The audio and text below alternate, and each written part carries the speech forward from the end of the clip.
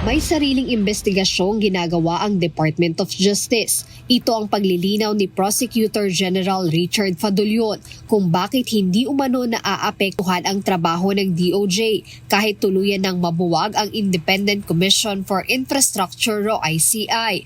As far as the Department of Justice, hindi po naapektuhan yung paggalaw ng mga investigasyon na ginagawa namin.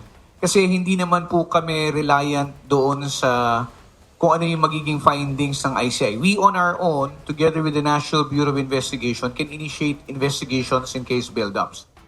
Ayon kay Prosecutor General Fadulion, nakikipag-ugnayan sila sa ICI at iba pang law enforcement agencies upang hindi madoble ang pag-iimbestiga sa isang kaso.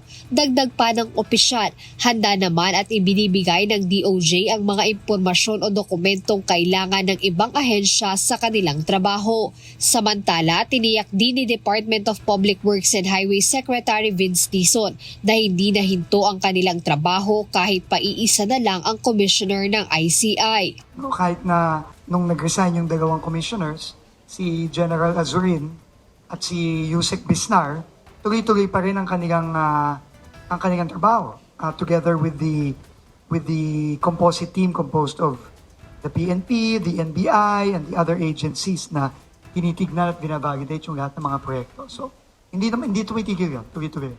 Kaugnay nito na una nang inihayag ng kalihim na malapit nang matapos ng kanilang legal team ang panibago nilang referral sa Office of the Ombudsman na may kaugnayan sa umano'y anomalya sa mga proyekto kontra baha sa Cebu. Jen Neresina, UNTV News and Rescue. Diyos ang aming sandigan, serbisyo publiko ang aming pinahahalagahan.